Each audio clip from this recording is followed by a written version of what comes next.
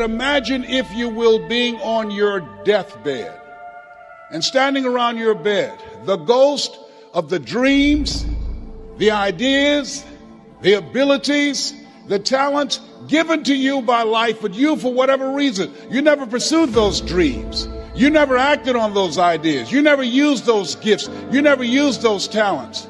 And there they are staring at you as you're lying on your bed with large, angry eyes saying, "We came to you. Only you could have given us life. And now we must die with you forever." And the question is, if you died today, what dreams, what talents, what abilities, what gifts, what ideas would die with you?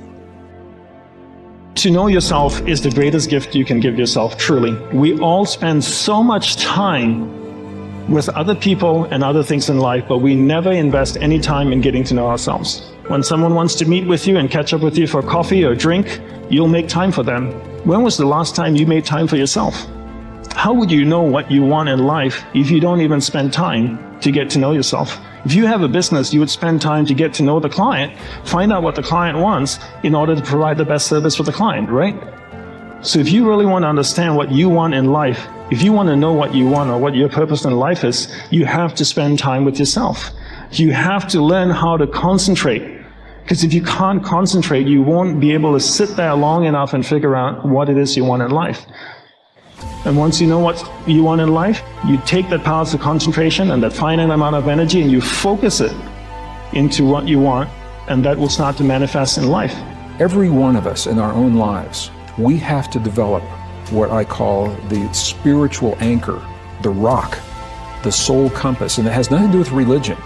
When I say the spiritual anchor, the spiritual anchor is when we know who we are in relationship to ourselves. We know who we are in relationship to the earth, to one another, to our past, to our future.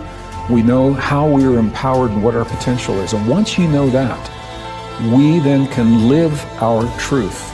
Human beings that get obsessed and immersed in any topic can become great at it, and so can you. So pick what you want and get laser focused.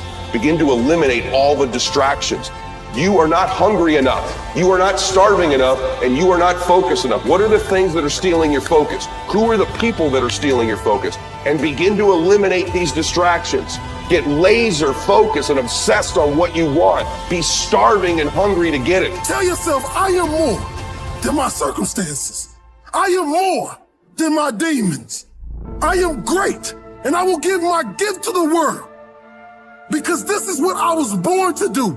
So it's not about who you are today. It's about who you want to become and the price you're willing to pay to get there. And I promise you, the day that you're willing to pay any price, you'll achieve what you want to achieve. If you truly believe that human potential is limitless, what do you want to become? And what price are you willing to pay to get there? Don't wait for the perfect timing. The perfect timing is never going to come, because there's no such thing as perfect. There's never going to be a day where you wake up and you're like, this is the perfect day for me to finally change. All the things have lined up. My inbox is completely clear. I have nothing to do today. There's no distractions. The kids are finally perfectly on their own. Oh my gosh, my husband or wife is finally perfect on their own. Everybody is healthy around me. Everything is just perfect. The day is sunny and bright. And oh my gosh, look at all this gold that just happened to appear in front of me. It's not going to happen like that. You need to say, okay, there is never going to be a perfect time, so you need to set a D-Day. Literally, a day in which you say, that's the day. And then you need to marshal all of your motivation, all of your ability to learn and develop skills as fast as you can before that day. But when that day comes, that's D-Day. That's the day that you go. That's the day that you quit. And that has to be a real date for you. And mark it on the calendar. That's the day you quit the thing. That's the day you walk out. That's the day that you leave that situation that is not healthy or satisfying or good for you or your soul or the people around you. That you have to have that date. It has to be scheduled, or you'll never do it. You'll just keep saying, oh, you know, one day things are gonna be, you know, the people who say one day, they end up at the end with a collection of days that were so far from perfect that they're in a state of misery now. They never landed in the land of their dreams. because they were always marching in something that was miserable to them, right? At some point, the only way that life changes is that you change your course. And don't wait for a perfect day. So what's your date? The people in life that get what they want are the ones that aren't waiting for an external force to validate their dreams, to inspire them, to give them permission. It's the people that realize that success, that happiness, that control, it comes from the internal force. And what is the internal force? It's you. It's you. It's you being able to realize that no one's going to do the work for you. It's you realizing that you're never going to feel ready.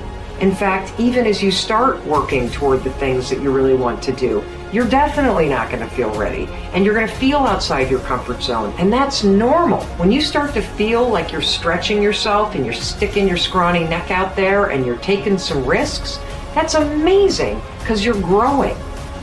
Your main job in life is to create the mental equivalent within yourself of what you want to realize and enjoy in your outer world. Your focus must be on creating the beliefs within yourself that are consistent with the great success you want to be in your outer world. You achieve this by challenging your self-limiting beliefs, rejecting them, and then acting as if they did not exist.